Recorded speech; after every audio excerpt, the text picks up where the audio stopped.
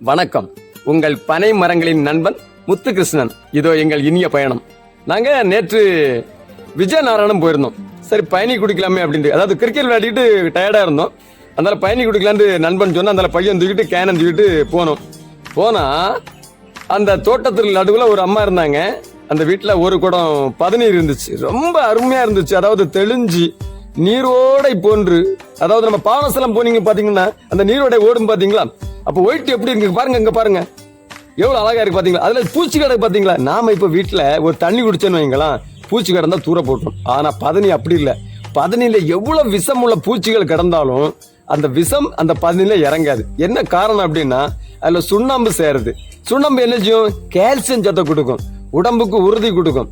அந்த காலத்துல 10-15 பிள்ளைங்களை பெத்தாங்க. எப்படி பெத்தாங்க? பதனிய குடிச்சாங்க, பதனில இருந்து கருப்பட்டி எடுத்தாங்க, அதை சாப்பிட்டாங்க, புத்துணர்ச்சியோட இருந்தாங்க. இங்க பாருங்க, நாங்க கிட்டத்தட்ட 8 லிட்டர் பதனிய வீட்டுக்கு வாங்கிட்டு போறோம். யாருக்கு தெரியுமா? பிள்ளைங்கள் நிறைய பேர் இப்ப குடிக்கிறதே கிடையாது.